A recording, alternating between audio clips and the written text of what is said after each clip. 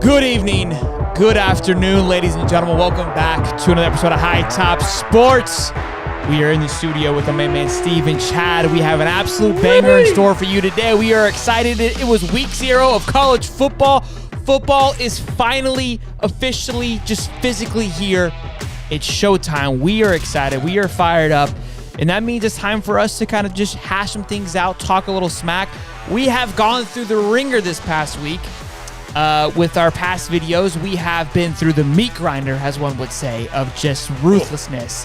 The boys came out to play. The fists were thrown. And look, I can't say that we didn't bring it upon ourselves. We probably deserved every last jab that was thrown and every last punch that was landed. We came out. We attacked Uncle Lou. Since then, Uncle Lou, he came out. Maybe we went a little too hard on the guy. We might have went a little too heavy on him. He seems like a cool cat. We have hopped on a stream since then. He kind of took it with stride. I think he's a good sport about it. I'd love to have him on chit chat and kind of see where this relationship could flourish. But it was fun. It was all in fun, love, and fun. But some people came out. The dogs came out in support of Lou, in defense of Lou. So that was fun to see.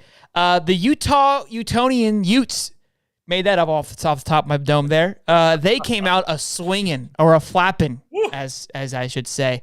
They were not happy with our analysis. Reference? Yeah. You see that? You see that? That was good, right? I saw what you did. Yep, that's what it did. They weren't happy with our analysis. I thought it was pretty fair. Obviously, there's going to be some bias, right? But I think we did the best. I did the best that I could to keep it neutral. People still were kind of ranting and raving, saying you don't know Utah football. You're absolutely right. Okay, I wasn't dialed into Utah Utes football last year, bud. All right. I mean, look, I get it. We're going to talk about it. You should have some knowledge. I hear you, but there's 100 teams out there. I mean, I can only go so far. There's only so much that I can see and digest in a short amount of time. And Utah Utes were not on the top of my list. All right, just going to be honest with you. Out here on the East Coast, look, we've even talked about seeing this, boys. The West Coast game is a great game. Every Saturday, it kind of wraps everything up. It brings everybody into just all the games kind of into summation. It's just a great way to end the night. But look, I got to be honest with you. We're not getting a whole lot of Utah primetime games out here in the East Coast, especially here in Florida. There's just so many other teams going on that we don't get to see a lot of them. We did our research, but we didn't have a lot of watching hours, not nearly as much as Utah fans, maybe even some folks out there on the Pac side of college football have seen Utah play. We didn't get that. Not saying that we're right or wrong, but maybe look, it's an opinionated defense, and part of it too. Look, I get you're going to get hate, so I'm not. It's fun. I enjoy it. That's what we did it for. It's fun to get the juices flowing. I live for it. Everyone has an opinion. And everyone's always right. And so I loved kind of trolling a few people in there that don't know how to spell, talking smack too. It's like, look, like at least you're going to shit on me. At least do it properly. But like you said, I would say our analysis of the game was very statistical. We based, again, off the offense, off of snaps, and off of just straight stars and physicality and just the history of each team. I mean, we talked about the snap deviation between the offensive line and defensive line. That's all I can really go off of. The teams never played each other. They played two different style talented teams, right? We're in the SEC. We're in an actual real division. And we actually played teams all year long. So to sit here and say, like, Utah is this great team, like, look, the teams when they should have won, they didn't win. I did see some flack of, like, me comparing Anthony Richardson. I actually gave their quarterback room to Utah. So I did say that. Look, all will be done come Saturday. I've never wanted to win a game so much in my entire life, just so I can go back. I'm saving the receipts. Now, unfortunately, my receipts are very verbal and publicly, so it could come back just as heavy as I want to deliver it. So this is the fun part. Right now, it's like it sucks because in football, in this seat, right, you want to talk smack, you want to talk some shit and have some fun. Part of why with the Uncle Lou situation, he was like, look, I just attacked your Gator. You attacked me personally. Well, I can't attack the Bulldogs right now, Uncle Lou. They're the national champions. I got to go after something. You know what I mean? Like, I got to go after – I got to swing back, though. Like, yeah, I can't beat you with, like, my team is better than yours because my team's not better than yours. So I'm gonna take the low blow and I'm gonna tell you that your hair looks dumb. For years, so early on in my youth, I would always talk smack. I would get into the shit talking in college football with Florida versus Florida State and all this other stuff. Florida was good, so it was easy when I was younger. And then I realized it kind of stirred up a lot of stuff, and you get to a point where like you're talking shit for someone that you have zero control over. I can't control if UF's doing well. Right? If they lose, and then it's like, then you feel like crap, and you don't like when your friend's talking shit back to you because you're frustrated because your team just lost. Well, neither of us have any control. But I think that we've come full circle, and I have to get back into that where I'm going to have to throw some blows and expect those blows to come back to me. So that just is what it is. I can't sit here and ride the fence. That's no fun for me or for any of you guys that come here to have a good time and chit chat with us. If I give you this like basic just analysis, like, yeah, it's gonna be a great game. I think each team's gonna bring a nice punch to the game. It's gonna be exciting. I think Utah could win the game here. I think that no, fuck that. Okay, we're gonna have a good time. We're gonna dial it in. Florida's gonna roll them, steamroll them, boys. Okay, that's what you guys want to hear. That's what we all want to hear. You want an opinion, even if you're gonna be wrong. You got to admit that hey, like I was wrong there, and you got to pick up the pieces that we want to the next week. One thing I have learned is we all have the memory of a goldfish. We'll all forget about it. So if I look like an idiot one week, I'll look like a genius the next week. It is what it is. We'll keep the train rolling. But it was fun. It was the first week that we really kind of put out some feelers of us having a strong opinion on something. And boy, oh boy, nobody held back, which I was good to see. It was fun kind of getting into it with the comments a bit for sure. Look, at the end of the day, we've talked about it for week after week. It's been talking season for about 2 months, right? It's not talking season anymore, people. It's football season, and Correct. now. Look, FSU's got a game in their back pocket. I understand. Well, before we go into the comments, that it wasn't exactly the highest echelon of competition. But look, it was a game in Florida. It's game week, baby. Like, so everything that happened last week, all the nonsense with Lou and all that, look, it was talking season. It's not talking season anymore. It's game week. You have 5 more days until toe to leather. Look, I say 5 more days, but let's be honest. The day of the game, the night before the game, anybody who's a college football fan, it's already game day. It's already game day. If you're focused on anything else, then you're not ready. You're not ready for the game itself. So, my gosh, it's right around the corner for you guys. We got a big game coming up for FSU, LSU. Obviously, a big game coming up for Florida, Utah. It's let's just get it on, baby. Yeah, 5 I'm more excited. days. Florida State obviously had a game. Yes, like you said, we'll dive into that shortly. But great show. We kind of ran on for a little bit. Thank you guys for stopping by today. Let's say hey to everybody. Let's get the show list off and ready to rock and roll. Number one, Edge visits, and it's not Rusall who we've been talking about. We got another one that's setting a visit. O-line priority. Florida's O-line for next year obviously is a big priority. We need to get focused in on that. We have some news on that. Sharif Denson. I may have overreacted. We'll get into that. Freshman alert and running back update. It seems to be that it's good news, but I'm sad news. Frosty Frost gets cold, gets a little.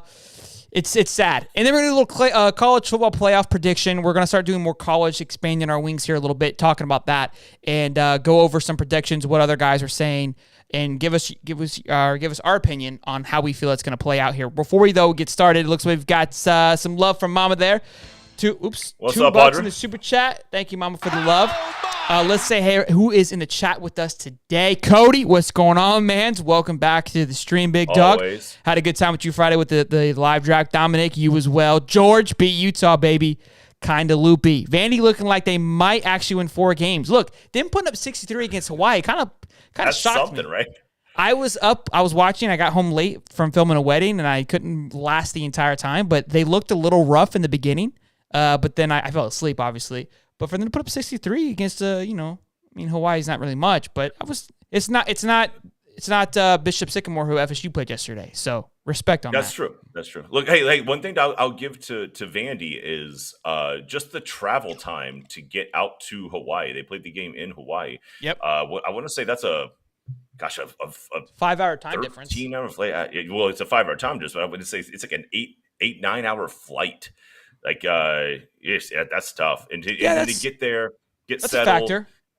Yeah. Again, look, and now you're talking about the time difference. Like your body's natural, just circadian rhythm is you go to sleep at a certain time, and when you're that far behind, it's 5 hours.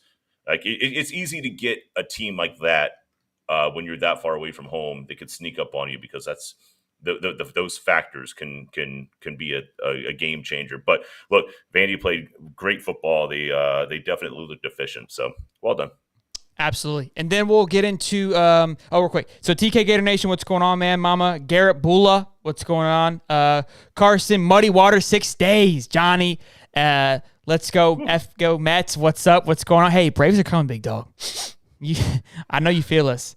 Travis, what's going on, big dog? Ricky, who else we got? Caitlin Walker, what's up, baby? Litterus. How we doing, big dog? Chris Scott, Rob Scar, what's up, my fellow C-? We both got C's in our fantasy football draft. Liz Husey wants to know, does Holly have makeup on? He might want to look a little prettier today. Cut the guy some slack, all right? You do look a little flush, Stevie.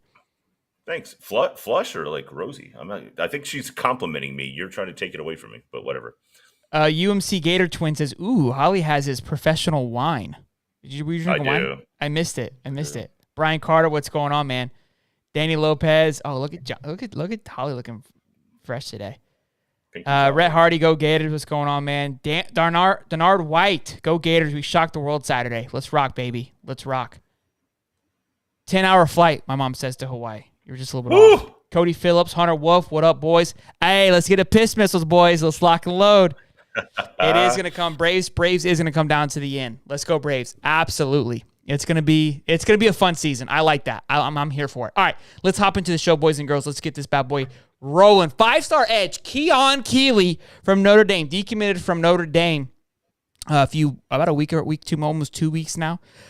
He has not made any decisions yet, but he is speaking on making an official visit to Florida. He's going to take some to Ohio State and Bama as well. He has September 3rd. He's going to the Buckeyes. And then October 8th, he's going to Alabama. And it looks like that Florida might be the only other school that he has an official visit. Again, there is a difference between visiting and an official visit, right? That red carpet treatment, we've talked about it. So an official visit's huge because they only get so many. So they're utilizing an official visit to go to Florida. It's prioritizing Florida over other schools, which is promising to us. Right now, Bama leads the way. They are the heavy favorites in this, as we would expect. The guy's the number one edge in the country. So we have to obviously expect Bama always to be involved with that. He's ranked 7th nationally. He's a 5-star recruit. I mean, that would be massive for Florida to pull that. Again, we've got the Russalls and James Smith as well. Do all three of those guys go to Bama? If so, we might as well just call it a wrap if they land all three of them. That would be absolutely ruthless if that were to happen. I don't even know what we would do, to be honest with you.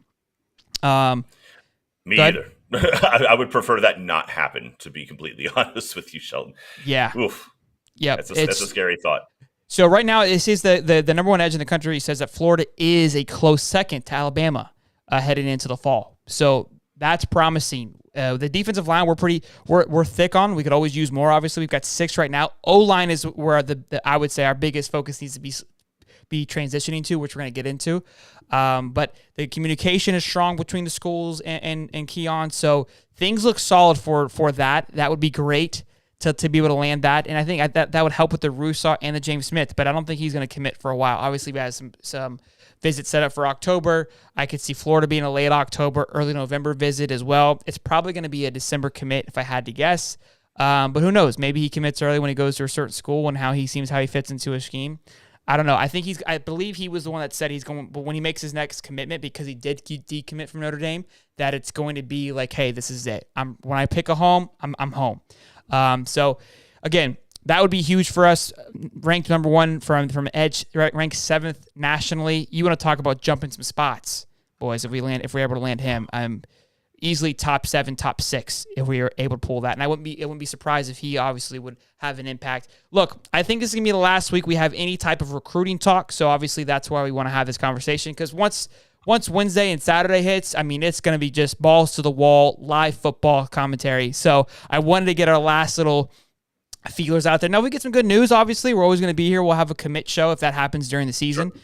We will be here and ready to rock and roll. But I feel like I keep saying this, but look, we're getting some good news, so I wanted to bring that up. So be huge for Florida to be able to pull that edge, that 5-star edge, Keon Keeley, for sure.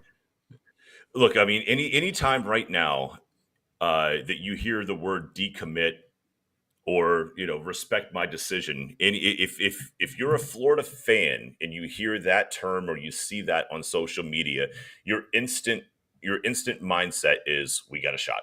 Because I Sure. think that's been what's been the just the rolling snowball that's just getting bigger and bigger and bigger for Florida. Is every time one of these kids is decommitting from a school, it feels like Florida is right there, ready to be in the hunt. Obviously, Keon coming from Tampa, that has to make Florida fans excited. Now, look, he's got obviously Bama, Notre Dame, who he decommitted from, but Ohio State. He's got all the big names there, which tells you that the talent's there, the scouting is there. But with him being from Tampa, and you see that he's leaving, or he's decommitting from Notre Dame, you got to be excited about that, because it just seems like there's a trend for these guys leaving one school and all of a sudden Florida becoming, at least in the top three of their potential suitors from there. For sure. Let's go to the comments really quick here. Muddy says, speaking of recruiting, how is Eugene Wilson not a top 25 player? Guy is killing it. He is killing it this year. He looks also too. DeQuavius Sori trolled all of us. Ended up committing to Auburn this past weekend.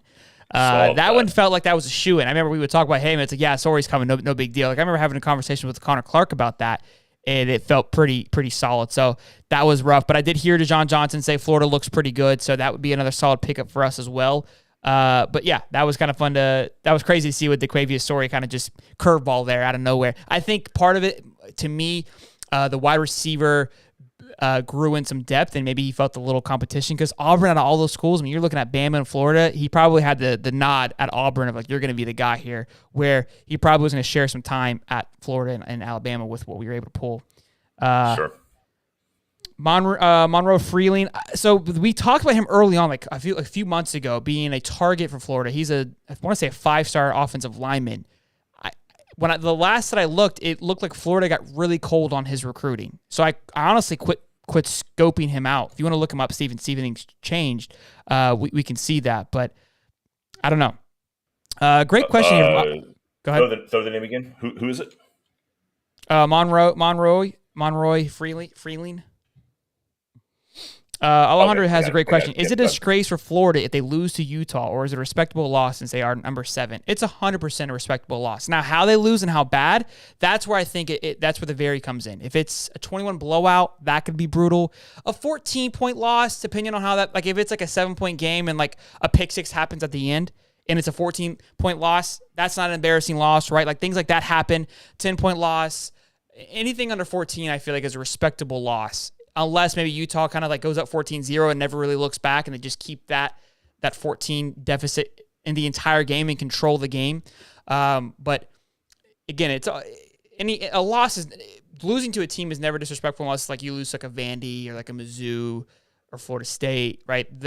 Even a 1-point loss to those teams would be a little disrespectful. But losing to a number 7 ranked team who is potentially a playoff team because of how their schedule plays out is never going to be a disgrace, in my opinion, especially with where Florida is coming from. We can't look. I know I kind of disrespected on Utah a little bit, but we have to have respect for these guys. I mean, they had a pretty solid season last year. I'd say a great season last year in a sense of Utah, and coming in this year ranked number 7, and Florida is coming off of the dumpster fire of the year last year. Expectations have to be reasonable here. So. Yeah, and you're talking about a new year, a first year head coach, the very first game that they're all coaching as a staff.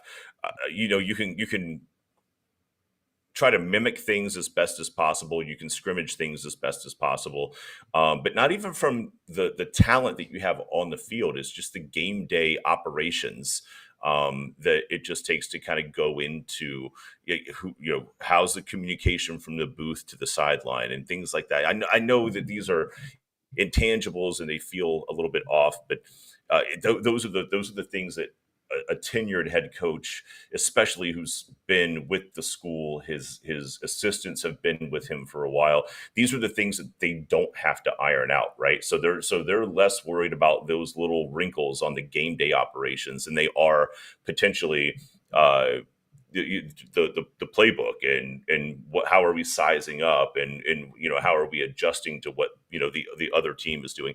Again, not saying that I don't believe that Napier's already thought of these things, but it's just one extra element. So look, Utah, no one's taking anything away from them.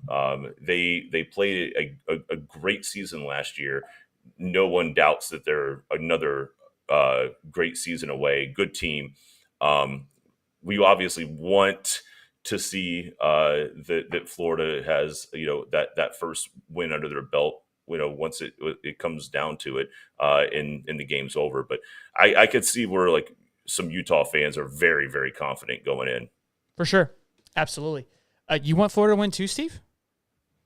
Look, I'm to the point now where I want Miami to beat Texas A&M.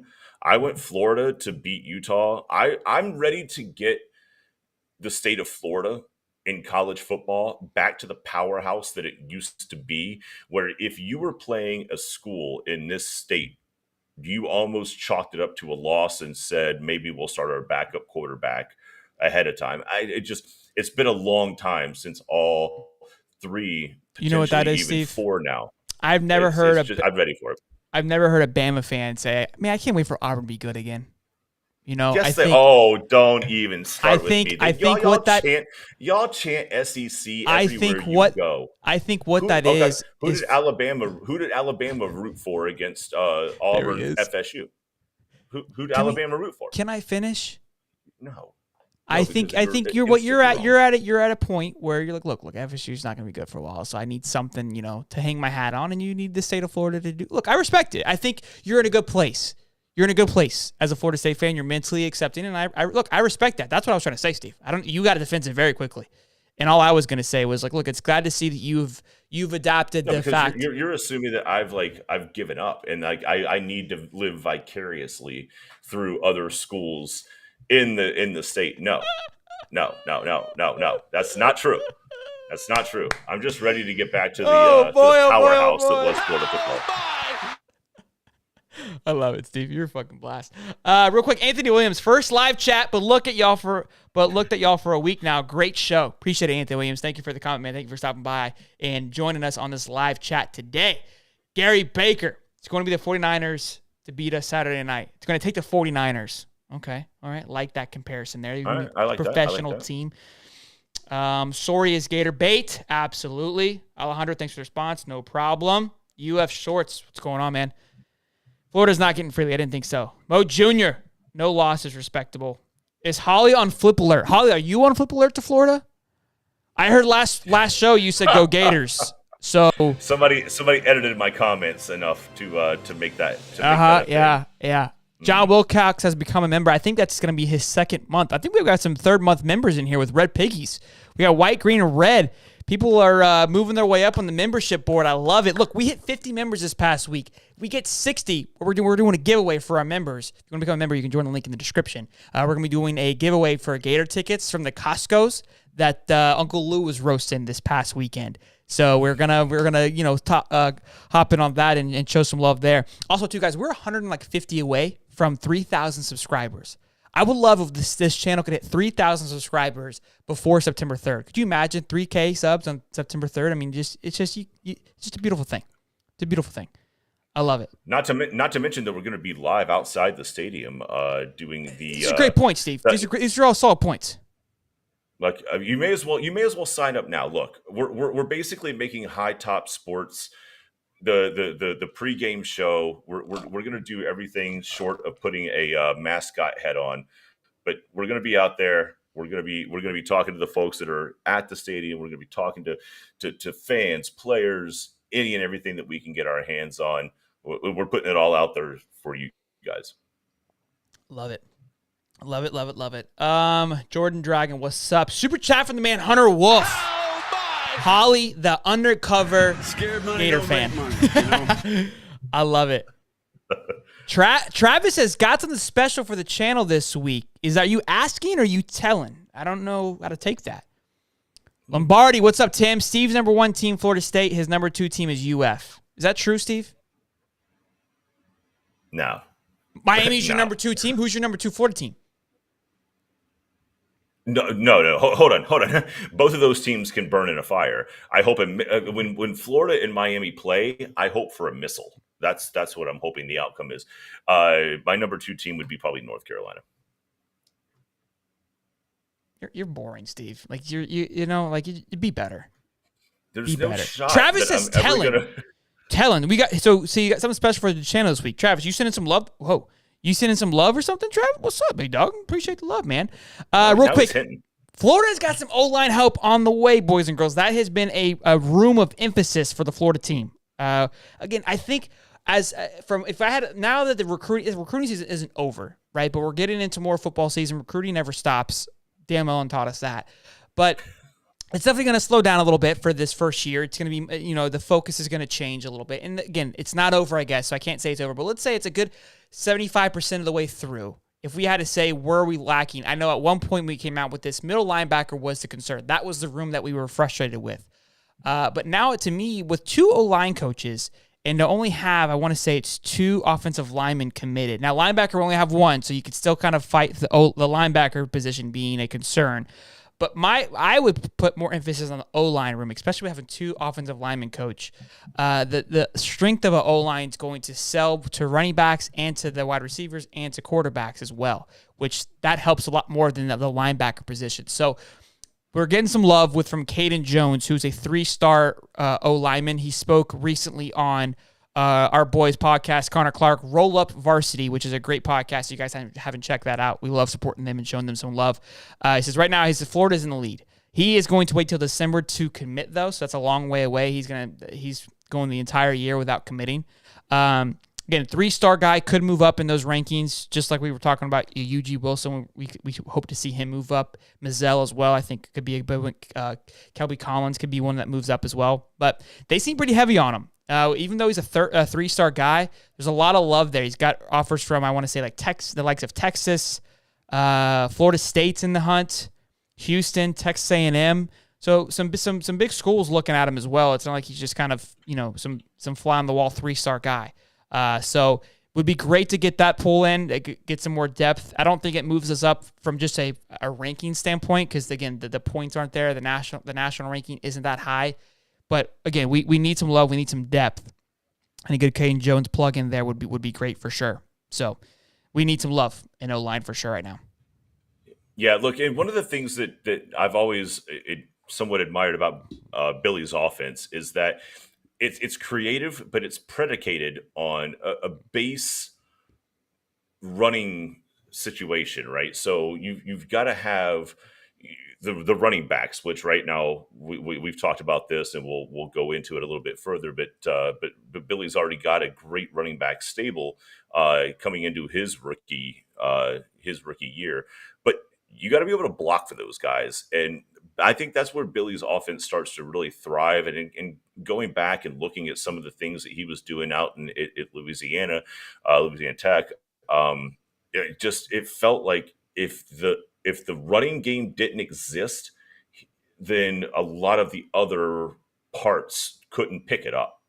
That tight end didn't get open because he was keeping him in. The more you can add to your offensive line, regardless of stars, for what Billy wants to do and the way he wants to establish an offense, you can't hate adding anything star-wise. 1, 2, 3. Give me the depth that I'm going to need, because the offensive line, they just take the biggest offensive defensive line are going to get more dinged up than probably any other. Bro, he's 6'7", 300 pounds. He's a big boy.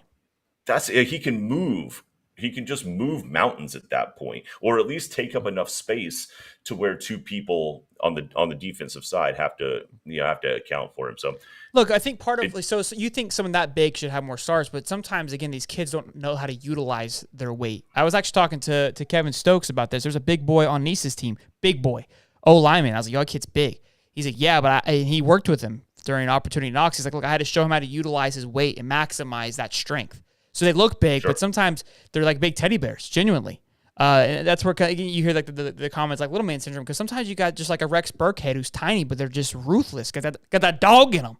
right? And then the big guys, Oh. it's how you're raised. I think I as I've gotten older, you start to realize and you see these things. Like you see a big guy and you're like, how is that guy not stronger? Well, if they're a big guy around a bunch of little people, they kind of almost are insecure about their size. So they try to shrink in themselves, right? And then if you got a little guy who's around a bunch of big guys, they try to live bigger than themselves. So it's also, too, that where have they grown up? Have they been in the right scenario that's allowed them to grow into that body? You hear that stature, 6'7", 300, you're like, oh, this kid's got to be a stud. Like, how is he not better? Well, again, it's utilizing and being able to maximize that weight and strength. That's where the development comes into play. Now, again, that's not easily, but that's something that you definitely can be taught, right? It is strength and it's something you can develop. So maybe that's what they're seeing. They're saying, look, 3-star guy now, but a ton of potential with the size and stature of this kid. I just need to get him here and I'll feed him and teach him the right moves and plays, and we can grow him. Because I believe in my offensive line coaches and coaching staff that much. Yeah, I like that. Look, a lot of it has to do with more like less size than just the level of how you play the game.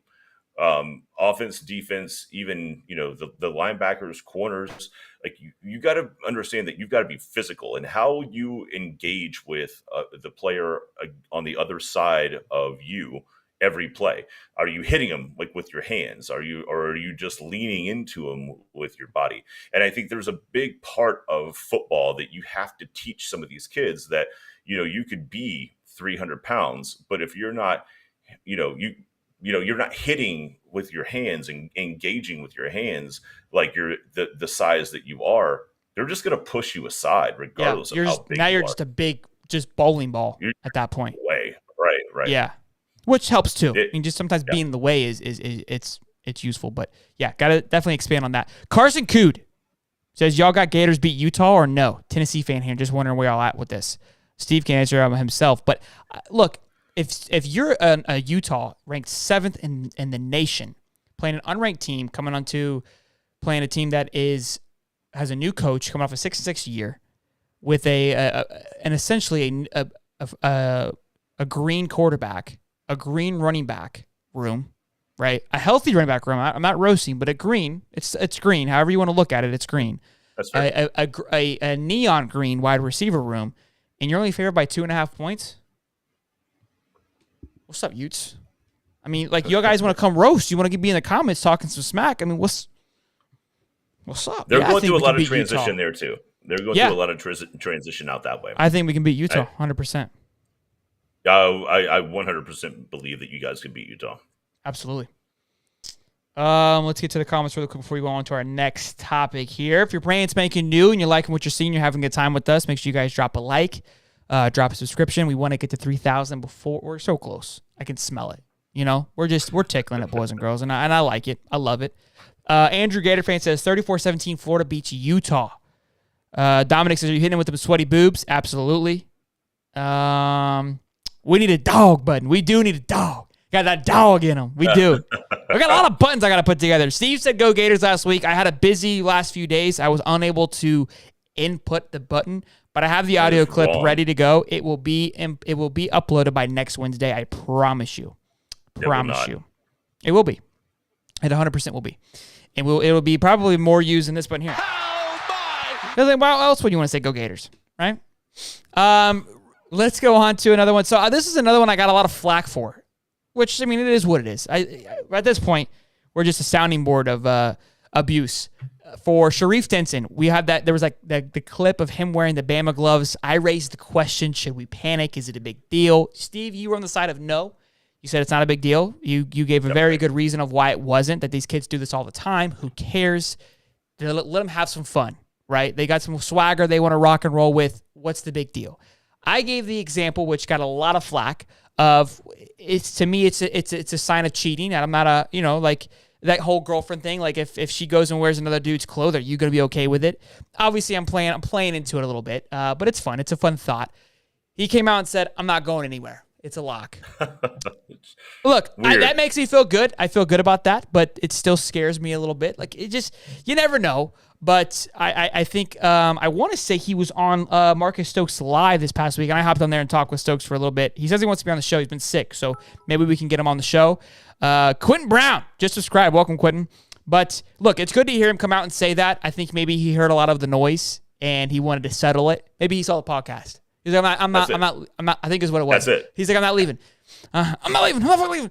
But look, I still don't feel comfortable with it. I don't feel comfortable with any of them, to be honest with you. It's just anything could happen. You know, when Saban rolls into town, it's scary. It's a scary place to be at. So we'll see. But I at least wanted to give you guys an update because look, we weren't shy to share it when he was roasting Florida or wasn't repping Florida. I gotta look. This is one of those times I look like an idiot. I'm gonna come back on my word and say, look, maybe I was wrong. Maybe. Look, like we talked about, look, these guys go to these visits, they get all kinds of swag bags to go home with. He just threw some gloves on. It's nothing to see. Nothing to see. Muddy says, my father-in-law teases the swamp and brags that Virginia Tech has the best atmosphere and entrance. I would have to argue that that's pretty, Va-Tech has probably the best entrance in college football. I would say the Clemson gives it a close run. Yeah, but there. See, Clemson is the dumbest thing I've ever seen.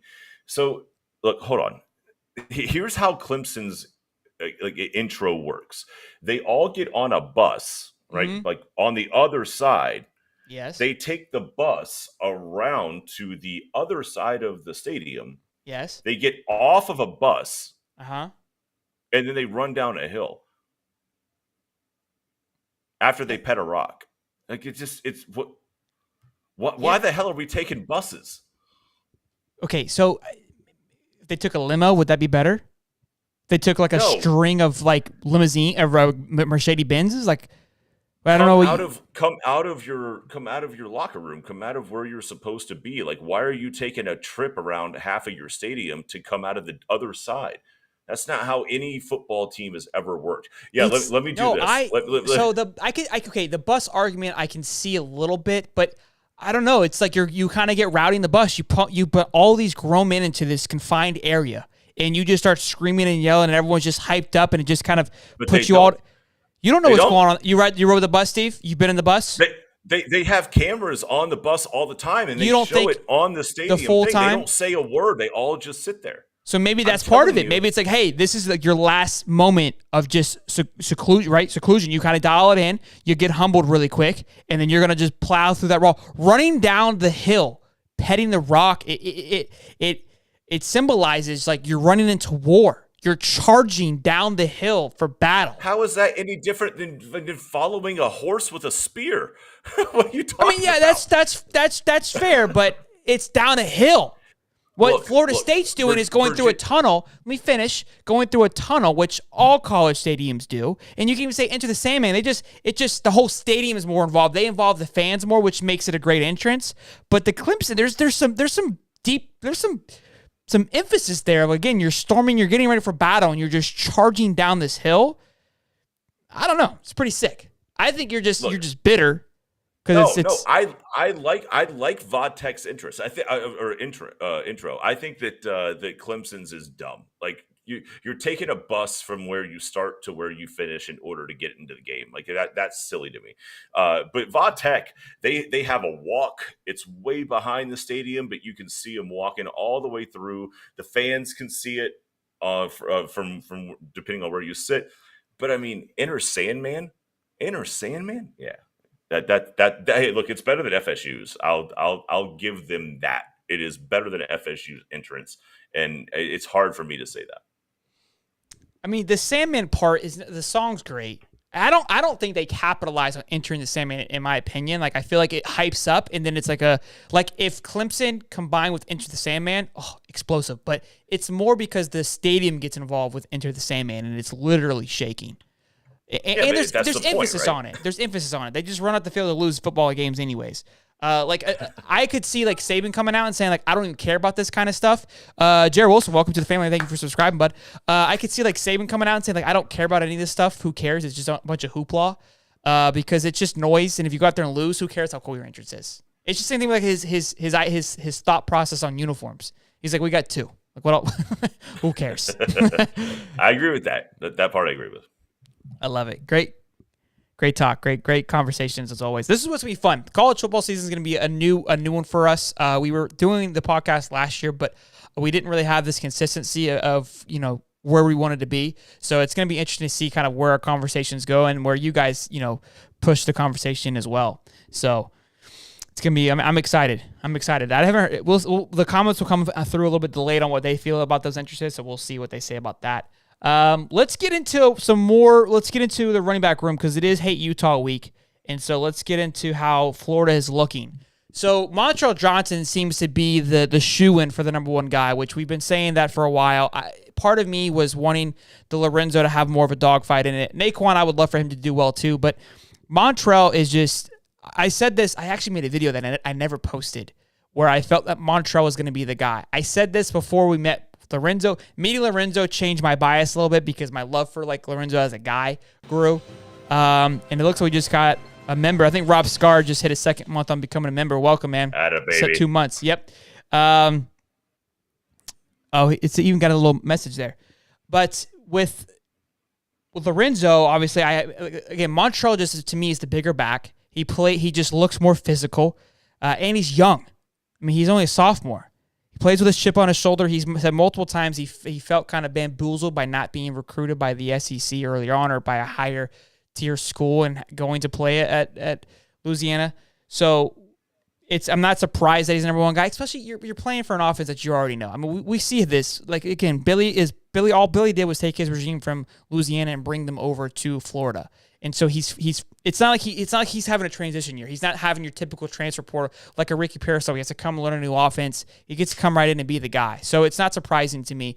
What is surprising is Trevor Etienne is making an absolute tear. And Montreal said, don't be shocked if you see him in the fall. I didn't expect to see him much, only in like a USF game later on, maybe in Eastern Washington later on in the game, right? With some Jack Miller action. I expected to see him there. But I think we're going to probably see him more than that, which is really exciting. And again, it sets the tone for that future running back room of him being that guy. And if he's already making an impact now, boy, oh boy, buckle up. We might have a talent back there that we haven't seen in a while. Now, I can't say that because obviously Damian Pierce is an absolute stud right now. I just don't think we utilize it the right way. I would like for us to get into the conversations of the Bamas and the Georgias of the world of running backs. And again, I think Damian was that guy. We just didn't. Mullen just wasted it, and so we didn't get to see like a Dalvin Cook, right? When you guys had Dalvin, it was just exciting to watch him play. You just see this kid just all of a sudden you're watching yo, this guy's going to be the real deal. Bama always has a running back that does that. James Cook, who was Georgia's running back last year, who's a second-string guy in Buffalo, is looking to earn that top spot. That guy's running with a chip on his shoulder. A little tiny, but he'll put some weight on. So I would love for Florida to get into that rhythm. And again, I think, obviously, Damian was that guy. We just didn't utilize it. So it's hard for me to say, we had it because we knew we had it, but did we know? You know what I mean? Yeah, no. And look, we've talked about Montrell Johnson coming in some of the advantages that he's had, knowing Billy, knowing the offense. Again, it's not always about what you do between the tackles or even just finding yourself in a flare route, in the flats or something like that. It's about knowing the audibles and knowing the calls and knowing your blocking assignments. And I think that's a big deal that Johnson has had, all year going in. We talked about that a ton.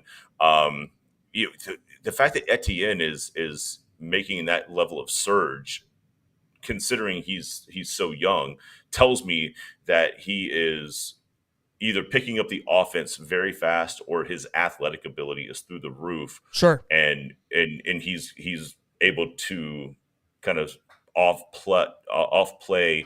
Maybe I don't know all of the playbook, but I can play. So look, that's insane. The fact that he is getting as much,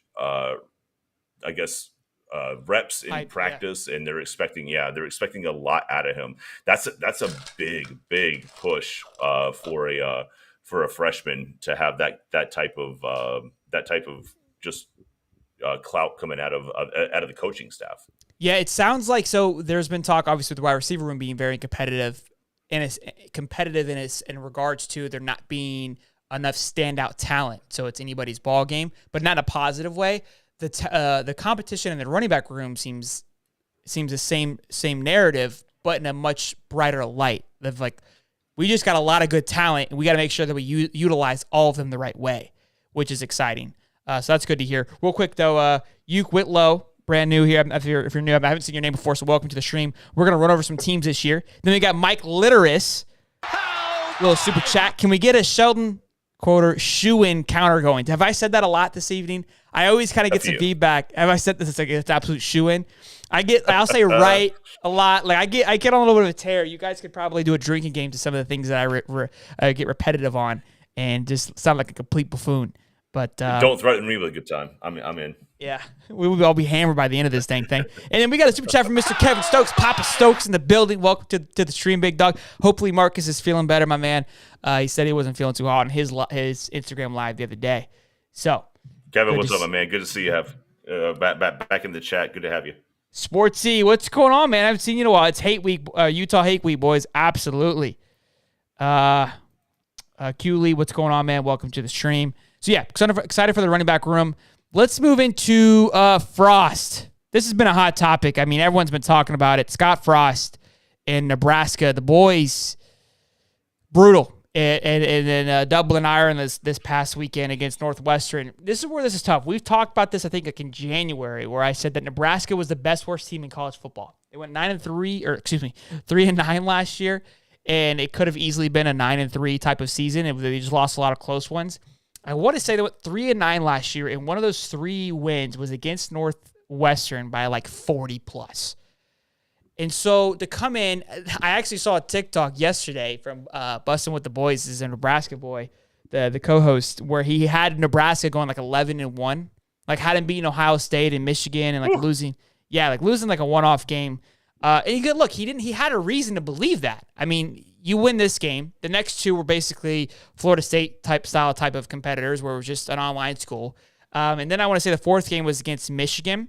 But again, now the momentum's in the right direction. Like, hey, boys, we're 3-0. You can win. You are a talented enough team to win this game. And so I saw where he was coming from.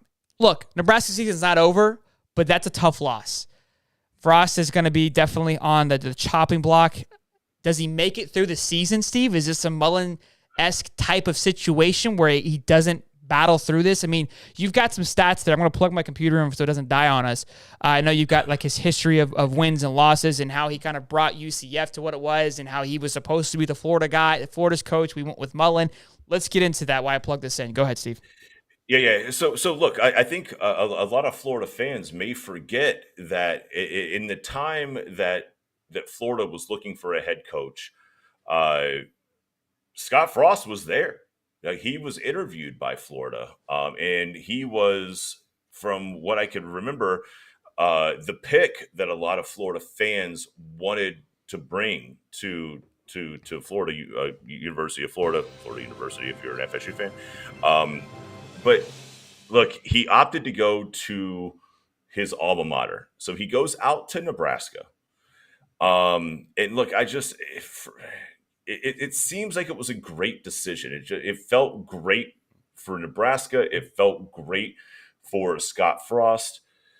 But since then, it has not been a good mix. One of the things that I think they're dealing with out there is their transition to the Big Ten. They don't play football games in Texas anymore. They used to be, down in, Texas, Oklahoma, the states that really can produce a ton of talent that aren't being soaked up by the in-house university. So look, just he came in. It's not been a very, very strong showing. There's been some really ugly games as a whole. I want to say back in 2018, I'm just going to go through a couple of these things. Troy beat them 24-19 back in 2018. Colorado was a horrible team at the time. In 2001, beat them 62-36. Missouri beat him by double digits. But so here we are. Scott Frost last year has basically acknowledged that he is not a very, very good football coach. And he has taken a pay cut. He took a cut in his base salary and took a cut in if the University of Nebraska decides to fire him, the payout that he gets. So it's almost like both the coach and the university are on the cusp here of understanding this whole beautiful relationship of me coming back to my alma mater is simply not going well. And then just yesterday we have the I don't even know how to describe it. So you've got Nebraska up 28-17 in the third quarter. For some odd reason, they opt to kick an onside kick after a touchdown. They've been playing good football. They've been playing well from the beginning of the game, and with a lead, correct? Well, yeah, 28-17. They were ahead. So here's kicking away, and they went with an onside kick, which turned into a almost instant touchdown for Nebraska or for Northwestern. So there's a two parts to this, because with the lead, that's where the concerning part, because like you said, statistically, you don't land those, right? But he hits that, right? He gets that. It's one of those things where you catch the other team off guard. He gets it. Nebraska recovers. Nebraska controls the ball, gets a field goal or scores a touchdown. He looks like a genius. Looks like Scott Frost is dialed in this year. He's here to win football games. Nobody's questioning anything. So one of those plays, a play like that, it's tough because it's a gamble. The question is, was it the right time to do it?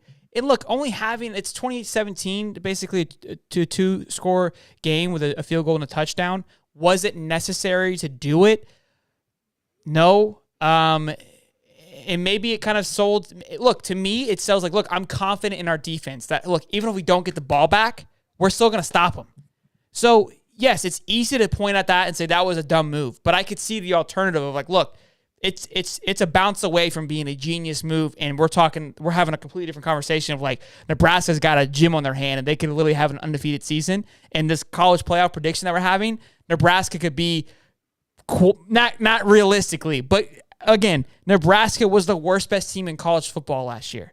If you go back and look at it, they had a solid team. And I think everyone expected that team to carry over and be a dominant powerhouse and back to the old days of Nebraska, which is we haven't seen in a very long time. Look, if there's a team that I had to pick that I would like to see do well, it would be Nebraska. It just to see what it's like to live back in those days of when Nebraska was just you went through Nebraska to play for a natty. So it's been a very long time, and I think this is he's got to win some football games, big dog. He has got a tough road. Let's pull it up really quick here. Look, obviously this isn't Gator talk, but it's always fun. I mean, everyone knows who this is, and college football, baby. It's college football, baby. We're back. It's week 0. We got to talk about it. North Dakota, obviously and again, this was what sucks about it. It was a neutral site. I mean, you're playing in Dublin, Ireland. Like you can't. That's unacceptable. North Dakota W, Georgia Southern. They play Oklahoma. In Nebraska and Oklahoma was that 4th game. So that's where he was saying, like, look, they could pull off that W against Oklahoma. And I fully believe you catch Oklahoma at a time where they're transitioning head coaches and quarterbacks. Yeah, you could pull that W off. I've seen Oklahoma lose worse. So now you're 4-0 when he was looking at it. Nebraska's a top 25 team immediately. But now he's fighting an uphill battle here. North Dakota, Georgia Southern, he's 2-1. Oklahoma's going to be the game that saves his career. It could be the resurgence of Scott Frost, or it could be the end of Scott Frost, in my opinion. If they go into Nebraska and lose that massive game at noon, that's going to be an exciting weekend. That could be the end of it. He wins there. Then you got Indiana, Rutgers. Now you're on a little bit of a run. Purdue, Illinois, Minnesota. You can get on an absolute... Talk about a terrible schedule, though. Like, my gosh. Like easy-wise, or just like... easy-wise. Like Northwestern, North Dakota, Georgia Southern, Oklahoma. Okay. Indiana, Rutgers, Purdue, Illinois, Minnesota. I like Minnesota. I think they got the last three games. The last 3 games though gets buck nasty, so I can't really say too much. So then it goes. But look. If they win. They're 1, 2, 3, 4, 5, 6, 7, 8, 8-1. The whole season flips. So if that's the case, then this whole conversation is a waste. And Scott Frost he's cold as ice, right? He's like Matty Ice. He's Scotty Ice. He's back on the run. Even if they lose to Michigan, but now you go into Michigan. You're hey, we are here to win this game. Then Wisconsin and Nebraska, and then finishing with Iowa. It's not over by any stretch of the imagination, but that Oklahoma to me is going to be the deciding factor. You lose Oklahoma, you're 2-2. The energy's out of the room. I could see you losing to a Purdue, or like losing that Rutgers game, just because that's just how that kind of pans out. But it's going to be interesting to see how that plays out. But I wish the nothing but the best to old Frosted Tips there. We'll see here. Frosted Tips, I like that. Les Miles to Nebraska. Let's see what you guys are saying. Chad Vonerdor. I was at a wedding yesterday with that last name. I wonder if that's it. They're from the wedding. Utah falls in the swamp 31 to 38. My prediction: when Florida wins, do we make it the top 25? 100%. I think we were just out of it when we looked at the projections of where we sat. 100%, especially if it's like a 38 to 31 wouldn't be a blowout. But again, it depends on what happens in front of us. I don't think Utah falls out of the top 25 with that loss. But I want to say there's a few top 25 matchups. I know Georgia and Oregon are playing. I don't think either one of those teams fall out of top 25. But honestly, it depends on who is in the top 25. That 25th spot, I know Texas is up there. I don't see why we wouldn't. But again, you have to make the argument of who's going to get pushed out. Yep. Can you pull that up, Steve, while I look at the comments on who is in the top 25 so we can – I think that's a good conversation. Absolutely. To see like who could be pulled out.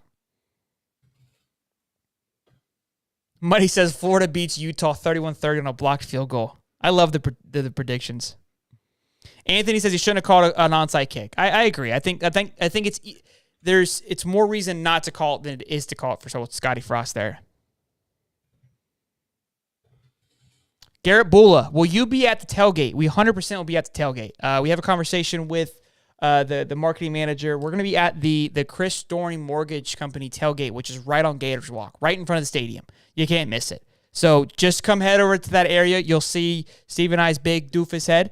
We're planning to go live. I talked with Judd about this. We're planning to go live about 3:30-ish because it's going to be a little bit slower. That's when the tailgate starts for them, when tailgate guy sets up that entire tailgate. And so we'll be there hanging out, doing some giveaways, just kind of get to know the fans. We're going to make some content probably while we're out there, some fun videos. So come by and see us and hang out with us for a little bit. Muddy, did y'all see Desmond Howard's pick for Baylor? Yes, we're going to go over that. We're going to break it all down here in just a minute. Did you give me the top 5 there, Steve? Yeah, so we got top 25. So we got Alabama, Ohio State, Georgia, Clemson. Just give me 25. No, give me 25 down. Alabama, Ohio State, Georgia. No. Clemson. 25 like the other way. Oh. Yeah. BYU is 25. Okay. Houston, Cincinnati. Got to give them some credit, man. They've hung around. Wake Forest is at 22. I've got Ole Miss is at 21, and Kentucky is at 20. So let's take a peek here. Who does BYU play? Checking that now. South Florida, so that's a W for them. Okay. Do you move BYU out if they lose? Again, it would depend on how bad they beat them. Houston plays a nobody. So they're going to be still up there. Cincinnati plays Arkansas. So that could be the game. So Cincinnati and Arkansas play. That's going to be the deciding factor. So yes, because I think either one of those teams lose with being 19 and 23. Arkansas beating Cincinnati, again, the closest matters, but I think that's who's probably going to get booted if I had to guess. And that's imagining Wake Forest wins, Old Miss wins. VMI, yeah. Wake Forest is going to win. They play a nobody. Old Miss plays Troy. So yeah, these guys shouldn't lose their spot to Florida just because they win. So that Arkansas game is going to be the deciding factor. So yes, if we win, there's no reason one of those teams get booted out, in my opinion. Yep. Now, BYU barely squeaks. BYU or Cincinnati barely squeak by. I don't think Cincinnati's going to get moved, but if BYU barely squeaks by USF, then possibly they could be another one that gets the boot. But yeah, all these top 25 teams don't play anybody. Now, Oregon's going to drop down a little bit once they lose to Georgia, so there isn't much of a big big matchups in the early on. So God, Michigan's schedule is easy too. But great question. Great question. I think if we definitely win, that we should be there for sure. All righty, boys and girls, let's move on to the next one here, the college football playoff prediction. This is going to be a fun one here. So, see, we talked about that. Desmond, this is why I know that we're not that crazy. This is why I know that our opinions and thoughts on how this is going to roll out isn't wild, because this guy's over here picking this Final Four, and he's on a national TV coverage. I mean, it's on ESPN, and we all know how ESPN is. But I don't think we're as crazy as, people like to point out. His Final Four was Baylor, Pitt, Michigan, and Texas A&M. So let's break it down by those 4 quadrants, okay? And let's see how he got there. So when you hear it, you're like, there's no way. But then if you look at it, I was like, okay. Okay, so let's look at Pittsburgh first. Is Pittsburgh even? Okay, they're ranked 17th. Now, they lost the number 1 wide receiver in the country, and they lost Tiny Hands, which is crazy to me. West Virginia, they play first. Who also has, what's-his-face from Georgia? The quarterback, the transfer. Gosh, I got to get better with these names. Daniel, right? What's his name? Come on, Steve. Right. That sounds right. Hold on. I'm going over the schedule right now. Oh, my gosh. What's his name? JT Daniels. Okay. Killing me there. West Virginia. So that game, to me, isn't a shoe-in game. There it is, shoe-in again. Take a shot, everybody. So that's a big game. There's rivalry in that game. That's a Thursday night game, boys. That's a Thursday night game. Let's go. 7 p.m. Let's get it off. Start off right. Oh, I love me some college football. I'm dialed in. I'm fired up, baby. Then you got Tennessee at home, but Tennessee. That's game 2. All right, so let's say they squeak out 2-0. Because I think they're going off of, like, Pittsburgh's coming off of a good year. They should be able to win those 2 games at home. Let's just give it to them. West Virginia, W. Rhode Island, W. Georgia Tech, W. Virginia Tech, W. Louisville, W. North Carolina, W. Syracuse, W. Virginia, W. Duke, W. Then Miami. So that's going to be, again, the deciding factor. You play Miami, you go to the ACC Championship. If you're rolling that hard, yes. I don't see them winning 3 of those games. The Miami game, I see them winning. I think Miami's a little bit overrated. The West Virginia-Tennessee game, I see them coming 1-1 out of that. They come out 2-0. Desmond's prediction doesn't seem as crazy as everyone thinks it is. Yeah, because because the road to get there, the ACC is not that hard. This is not me taking a shot, Steve. I know you always like to get personal and your feelings get all worked up. But if with the ACC being as easy as it is, I don't think Clemson's going to be what everyone thinks Clemson's going to be, and I don't think Miami is going to be as talented as they think it is either. So that isn't crazy, all right? I don't want to take too much time, but we're in agreement that, look, it could happen. That's how all this is. Now, for him to leave Alabama out is a little outrageous to me, but obviously that's where the Texas A&M comes into play. So if we think about the 4 quadrants here, like who made it last year? It was Michigan, Cincinnati, Georgia, and Bama. Alabama. Okay, so we're basically taking Pittsburgh and replacing, let's say, Cincinnati. That's not that crazy. It really isn't. It's not. A Cincinnati team made it last year, okay? So there's the one. The second one is Baylor. That one to me is not crazy at all. Like, it honestly isn't. No, not at all. Actually, I that pick is consistent with him and Herbie. Both of them think that Baylor's going to make that move, which means that for the first time in a long time, we're going to see a playoff without Oklahoma. I know they, look, they're going through a lot of transition, but I mean, as long as the playoffs have been around, it feels like Oklahoma always finds a way to sneak themselves in there at the last minute to have a shot at it. I know they didn't last year, but my gosh, it just feels like Oklahoma just almost has like a designated spot at the table at this point.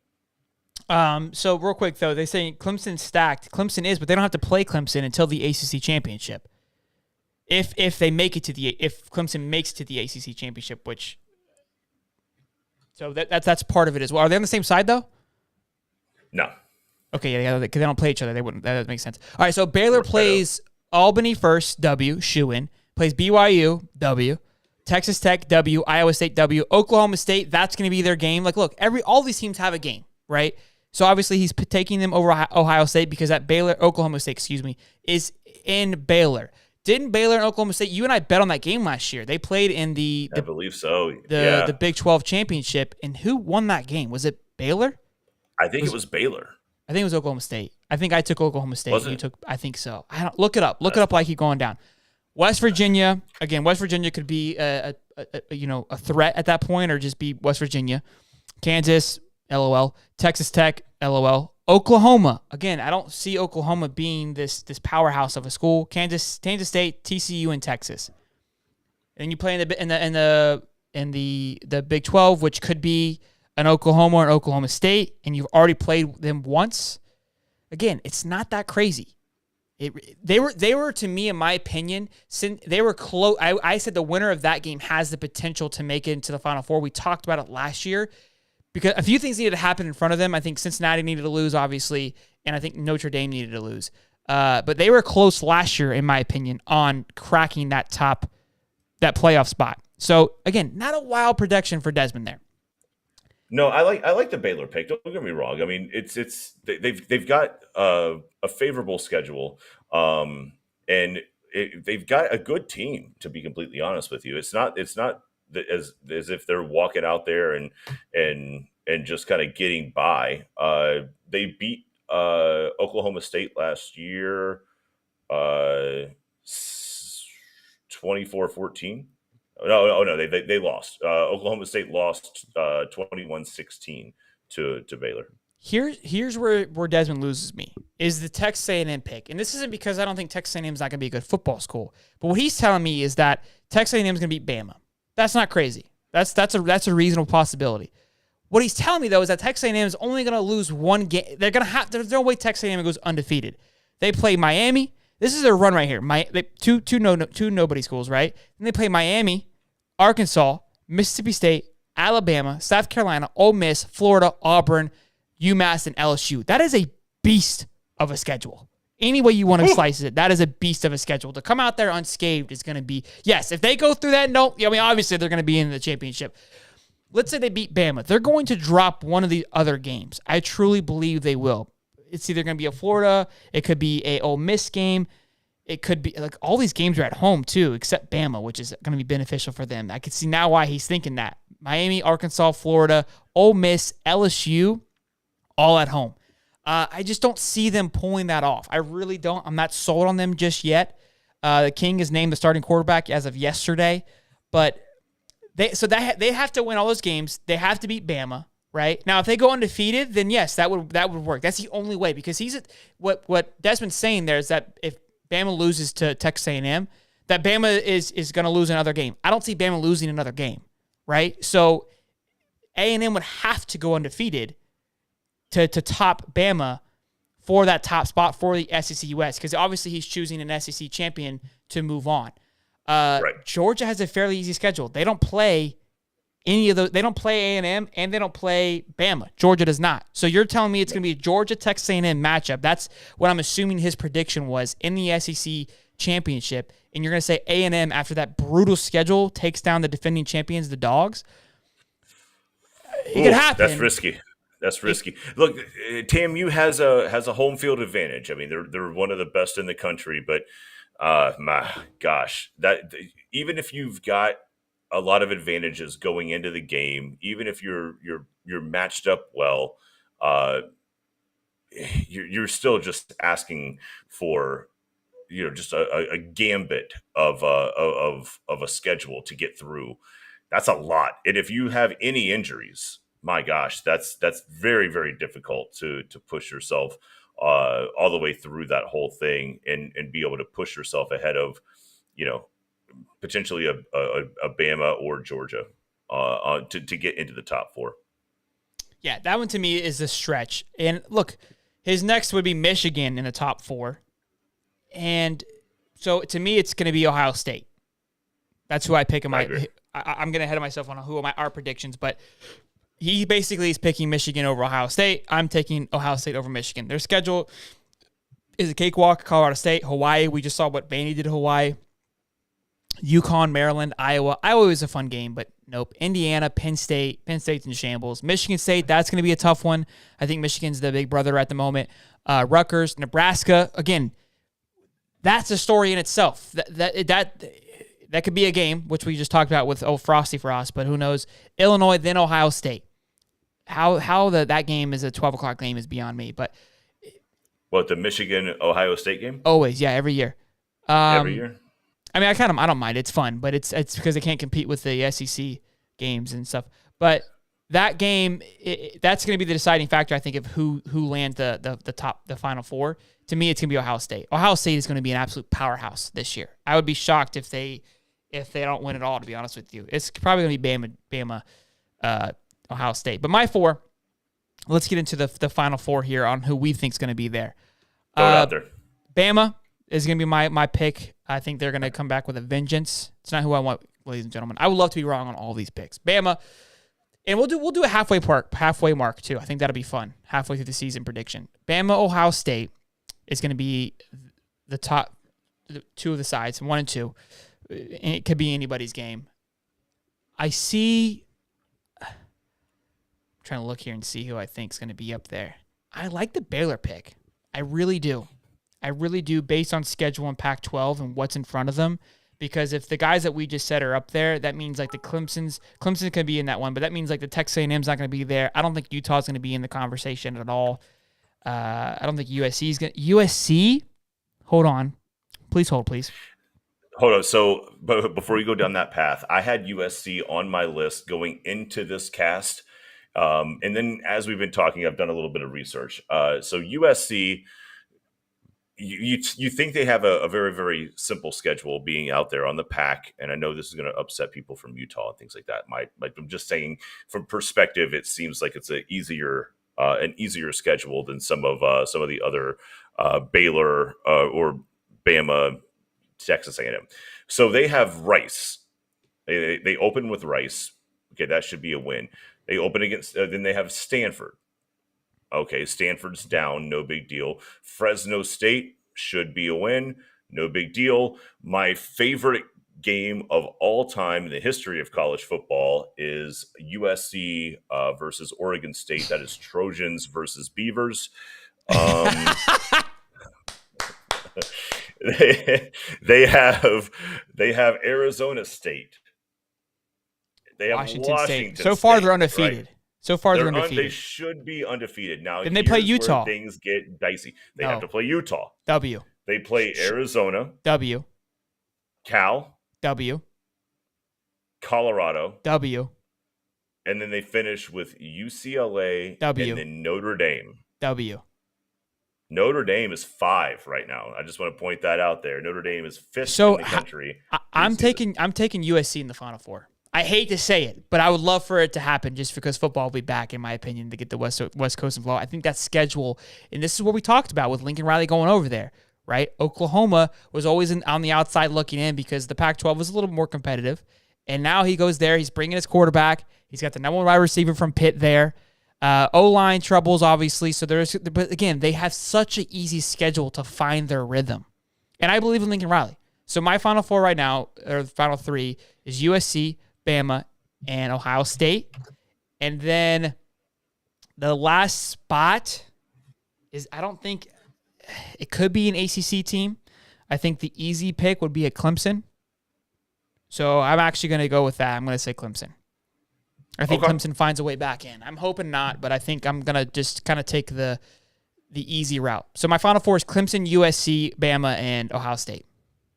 We'll see. I like it. Look, throwing an ACC team in there is brave of you, to say the absolute least. I'm not a huge fan of Clemson, not because I'm a Florida State fan, but I just don't get a good feeling out of their quarterback, DJ Ulagawi. I know that their team is talented. I don't get a huge boost of confidence thinking that guy is the new Taj Boyd or any of the quarterbacks they've had come through in the last decade. If they prove me wrong, they prove me wrong. I'm going to go with Bama, Ohio State. I think that they are able to hold their own in the Big Ten. They do have the Michigan-Ohio State game at home this year because they played in Michigan last year. Wait, who do you have? Sorry. Who do you have? I'm going to take Bama, Ohio State. Okay. I think that Texas A&M sneaks in, even though they have to go through Wait. You're gonna Bama. have Bama and A&M? I am. I think that the Bama and AM and Texas A&M are going How? into what, because they both have a loss. But if their only losses are to one another, or if their It only won't be. losses No, are that's not in, possible. It won't. Hold on. They can only. So if Bama goes undefeated and beats A&M, then A&M wouldn't play in the SEC conference. So they would play like a Georgia. I'm not saying you're crazy, but you got let's just play this out here. Like, think about that. yeah, but if that's the case, what if Georgia goes in? Like, we're talking about like their final rankings, right? Like, it can be a situation with A&M has one loss or Bama has one loss. They don't have to play in the championship in order to get into it. We've seen that already. We've seen a situation where the team that played in the SEC championship. So the only look, I'm not saying you're Bama, crazy. Bama got in against Georgia without playing in the SEC championship. No, Bama got in when they lost the SEC championship. Oh, you're right. Okay, yeah, you're right. But I'll still take Baylor. I like Baylor. So Baylor, A&M, Bama, and Ohio State. Yeah, I'll take that. Steve, I'm going to give you a chance to rethink that. So the only way A&M gets in, a lot has to happen in front of them. The ACC has to be a complete just dumpster fire. I think that's the case, though. Yeah, I think that's the case. So ACC, the USC loses 3 games, 2 to 3, loses two to 2. Because if USC loses 2 but wins the championship, they're going to be more of an argument than Texas A&M. Now, strength of schedule is going to help Texas A&M, but Texas A&M has 1 loss and it's to Bama. Bama has to then beat a Georgia, but if Georgia only has 1 loss to Bama and it's the SEC championship, Georgia's going to get in. So Georgia's going to have to lose 2+ games. A lot. There's so many like. I just feel crazy. like Bama and Texas A. I feel like Bama and Texas A&M are 2 top 4 teams that. But here's you're not wrong. But here's the thing: I get there's the logistics. too much has to happen to complement for A&M to get in. If A&M write it down. If A&M loses, if I pull this off, there's no shot. There's no shot. I will pay you $100 and take 3 shots on the cast of Blue Lightning Moonshine if that happens. It's like it would have to be the craziest season of college football history for Bama and A&M to be in it, just based on logistics alone.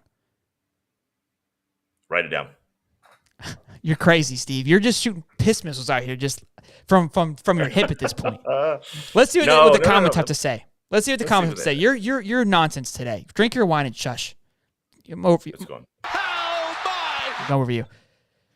Vanderbilt looked like the best team that played a week 0 game. I mean, there wasn't really much. Look, FSU, I was giving kind of Steve some crap to only put up 40 against Bishop Sycamore, while Vandy steamrolled Hawaii. I was impressed. I'm impressed by Vandy. I was happy for him.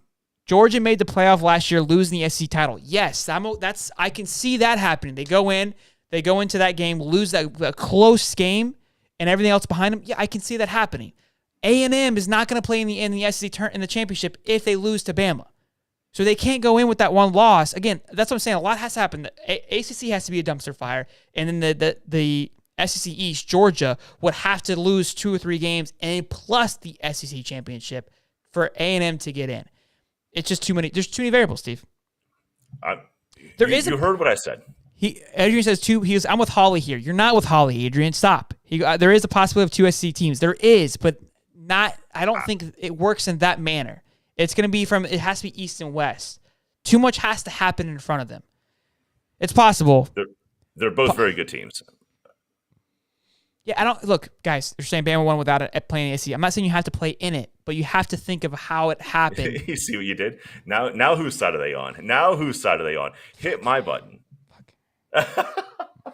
Hit my button. No. Come on. No. Fight for FSU! Fight, baby, fight! Thank you. Bama made the playoff before not making the SEC title game. What year was that?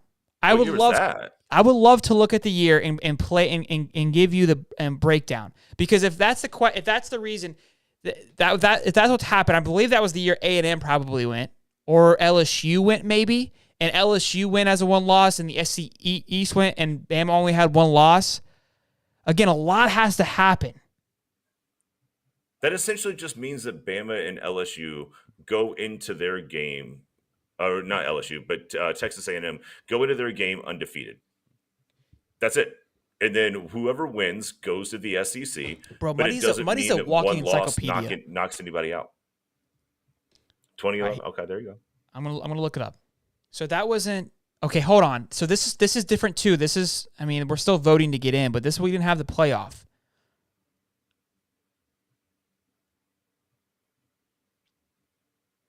(2011) College Football Bowl games.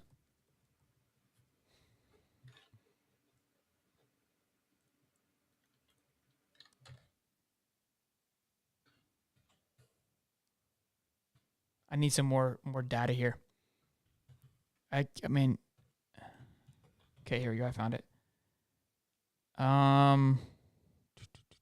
So Auburn won that year, unless I'm looking at the wrong year. Auburn beat Oregon that year, and Bama was nowhere to be found. So that wasn't the year. Maybe it's 2012. I need to look up. I'm pulling that up, Neil.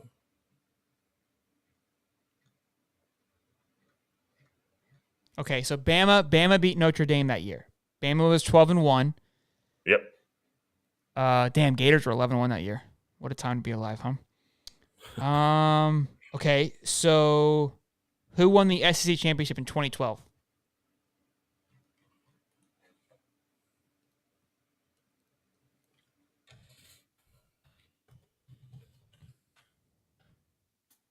That would be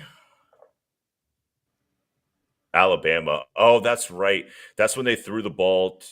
Georgia threw the ball to their tight end right there at like the 5-yard line, and instead of him getting out of bounds, he went down in bounds.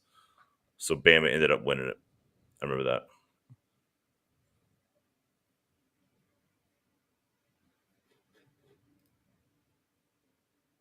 And so here's how that worked out. But wait, Georgia beat Bama in the SEC championship. That was the SEC championship. Okay, so then that's not the answer. You asked me to look up the 20. Yeah, I know, but that's not. So 2011, because Bama lost to LSU in 2011 and rematched them in the title. Oh, I do. That was 09.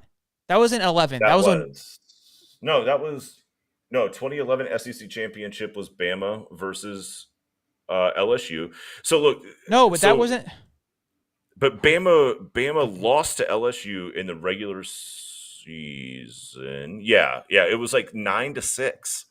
Like neither one scored a touchdown. No, but Georgia. Hold on. And then they LSU played Georgia. LSU played Georgia in 2011. It wasn't 2011. I think it was like 09 or it was 10. Where Georgia and Alabama played, or LSU and Alabama played. Nope. 09 was Bama and Florida. Okay. Maybe it was 07. I think it was 07. Bama LSU.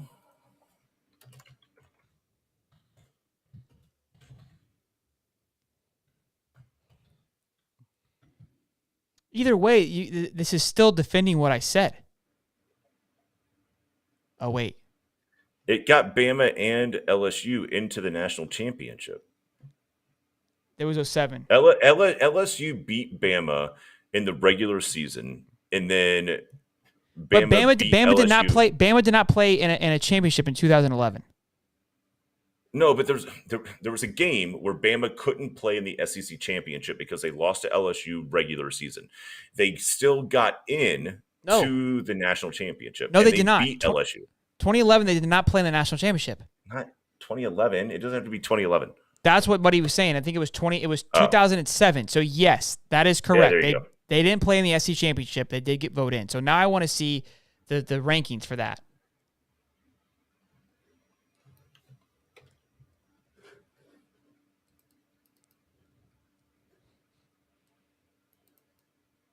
I do remember that. Yeah, because Bama clowned them in the so championship. it was LSU. Wait, I don't see Bama. Where is Bama?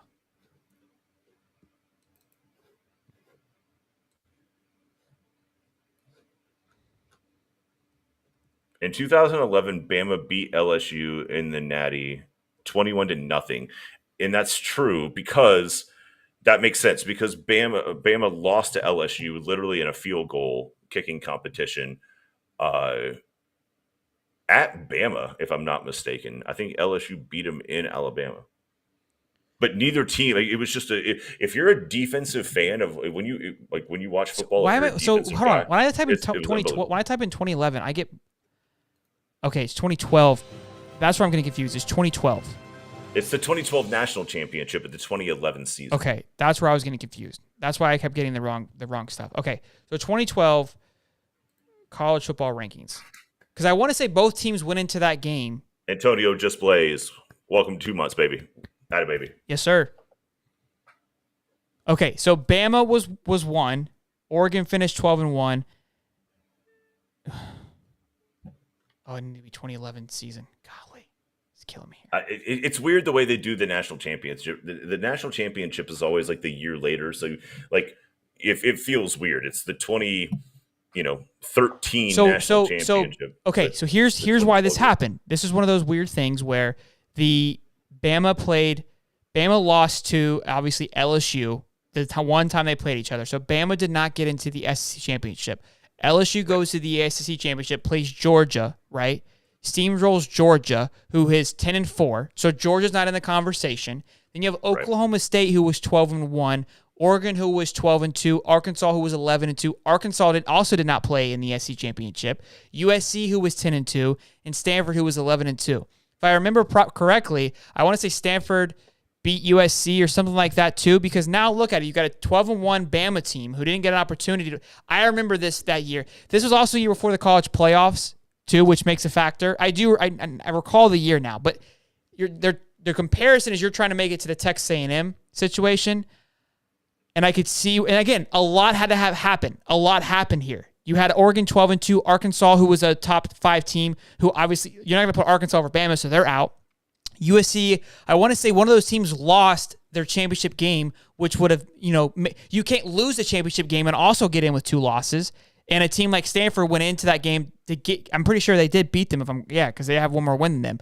So now you have a 10-2 team beating Stanford. Well, they have more losses than Bama. And they're ranked 7th, so you make them jump Bama 7 spots to get in. Again, it was one of those. I remember when it happened; it was wild that it happened, but it was. LSU was pissed that they had to play Bama again. They were pissed. That was a wild one.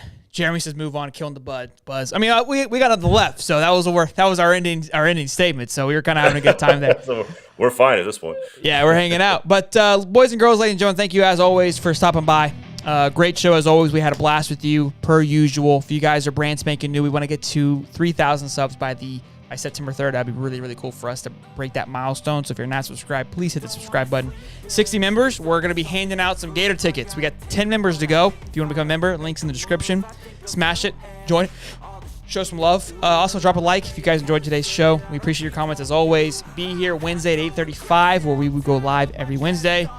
It's going to be a great show as usual. But until next time, I'm Shelton. And I'm Holly. Steve.